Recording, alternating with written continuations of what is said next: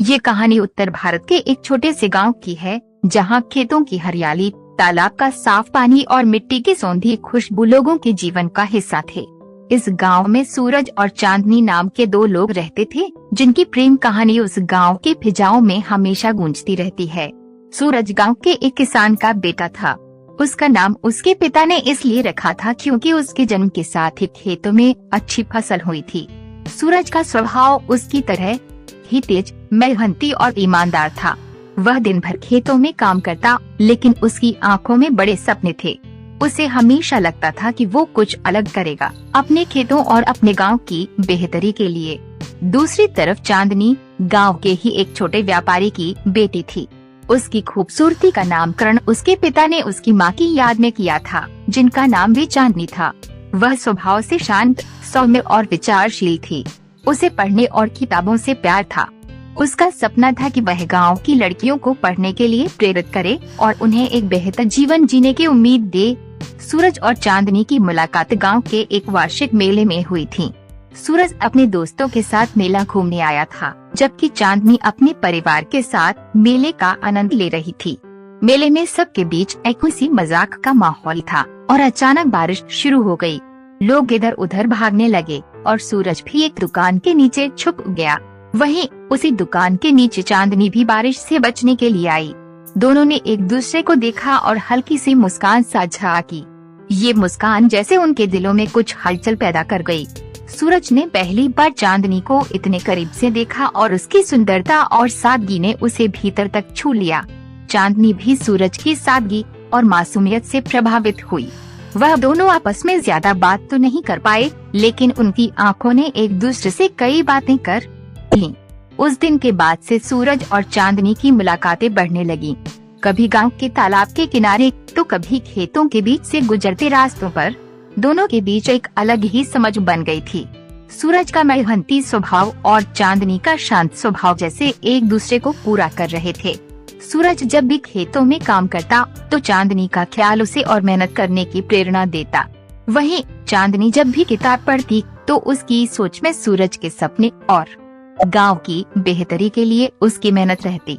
एक दिन सूरज ने चांदनी से कहा, तुम्हें पता है, जब मैं तुम्हें देखता हूँ तो मुझे लगता है कि जैसे मेरे सारे सपने पूरे हो सकते हैं। चांदनी ने मुस्कुराते हुए कहा, और जब मैं तुम्हें देखती हूँ तो मुझे यकीन हो जाता है कि मेहनत और सच्चाई से हम कुछ भी हासिल कर सकते हैं। उन दोनों के बीच का प्यार अब सिर्फ एक आकर्षण नहीं था, यह एक गहरा भावनात्मक रिश्ता बन चुका था, जिसमें दोनों एक दूसरे के सपनों और ख्वाहिशों का सम्मान करते थे।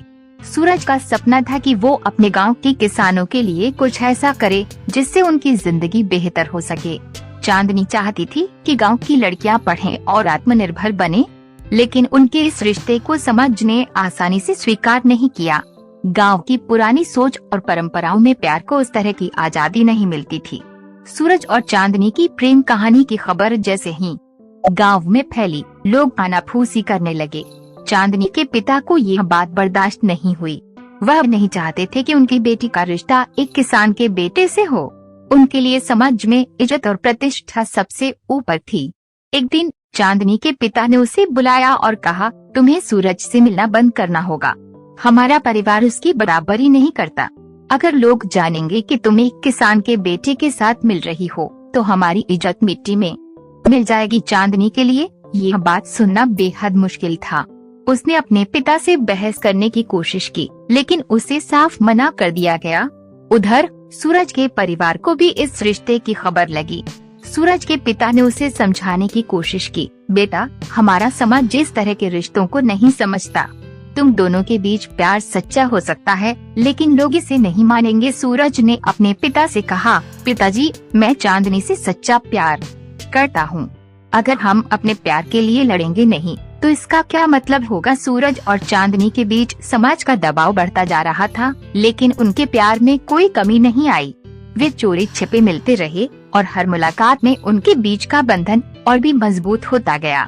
सूरज ने चांदनी से कहा, हमारे प्यार को दुनिया मानने से इनकार कर सकती है, लेकिन हमें इसे कमजोर नहीं पड़ने देना चाहिए। चांदनी ने भी अपने दिल की गहराई से कहा, मैं तुम्हारे साथ रहूंगी, चाहे कुछ भी हो जाए। लेकिन चीजें और कठिन होने लगी।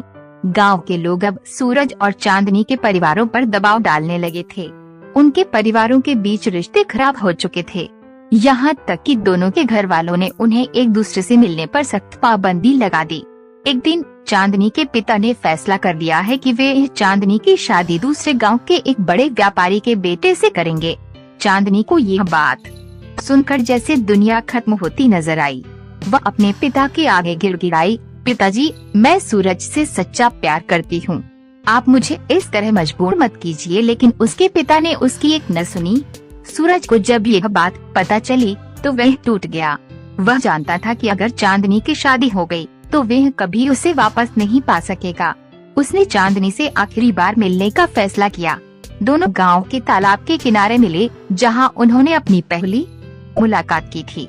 चांदनी रो रही थी और सूरज की आंखों में भी दर्द साफ नजर आ रहा था। सूरज ने चांदनी का हाथ थामकर कहा, हमारे प्यार को कोई मिटा नहीं सकता, लेकिन शायद हमें इस वक्त से हार माननी पड़ेगी। चांदनी ने रोते हुए कहा, मैं तुम्हें कभी नहीं भूल सकती सूरज, तुम हमेशा मेरे दिल में रहोगे। अगले कुछ दिनों में चांदनी की शादी की तैयारियां शुरू होगी। सूरज ने अपने आप को खेतों के काम में डुबो लिया, लेकिन उसका दिल हर पल चांदनी के लिए तड़पता रहा। शादी के दिन सूरज ने गांव छोड़ने का फैसला किया। वह जानता था कि अब चांदनी के बिना उसके लिए इस गांव में रहना मुश्किल होगा। सूरज ने चुपचाप गांव छोड़ दिया, बिना किसी को बताए। वह दूर कहीं अपने सपनों की तलाश में चला गया, लेकिन उसके दिल में चांदनी की यादें हमेशा बनी रहीं। कई साल बीत गए। सूरज ने शहर में अपनी मेहनत से एक नया जीवन बनाया। वह किसानों के लिए काम करने लगा और उनकी समस्याओं को हल करने में जुट गया। उसकी मेहनत और लगन ने उसे एक सफल किसान नेता बना दिया, लेकिन उसके दिल का खालीपन अभी वही था। उधर चांदनी ने अपने परिवार की इच्छा के अनुसार शादी कर ली थी, लेकिन उसका मन कभी अपने नए जीवन में नहीं लगा। वह अपने पति और परिवार के प्रति जिम्मेदारियों को निभाती रही, लेकिन उसके दिल में सूरज के लिए एक कोना हमेशा खाली रहा। एक दिन सूरज गांव लौटा। उसे खबर मिली थी कि चांदनी की तबीयत ठीक नहीं है। सूरज ने सोचा कि वो उसे आखिरी बार मिलने जाएगा, लेकिन जब वह गांव पहुंचा तो उसे पता चला कि चांदनी अब इस दुनिया में नहीं रही। सूरज चुपचाप उस तालाब के किनारे बैठ गया, जहां वे दोनों आखिरी बार मिले थे। उसकी आंखों से आंसू बहने लगे और उसे महसूस हुआ कि उसका सच्चा प्रेम भले ही वक्त की धारा में बह गया हो, लेकिन उसकी यादें और भावनाएं हमेशा जीवित रहेंगी। सूरज ने आसमान की ओर देखा और बुदबुदाया, तुम मेरी चांदनी थी और मैं तुम्हारा सूरज। शायद हम इस जन्म में साथ नहीं हो सके, लेकिन हमारी रोशनी और चांदनी हमेशा एक दूसरे से जुड़ी रहेगी। उसके बाद सूरज ने गांव में एक स्कूल खोला, जिसे उसने चांदनी के नाम पर रखा। उस स्कूल में वे गांव की लड़कियों को पढ़ने और आत्मनिर्भर बनने की प्रेरणा देता रहा, जैसे कि चांदनी का सपना था।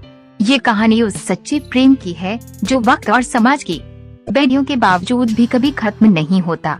सूरज और चांदनी का प्यार अधूरा रह गया, लेकिन उनके दिलों में वह प्यार हमेशा जिंदा रहा और उनकी यादें आज भी गांव की हवा में महसूस की जा सकती।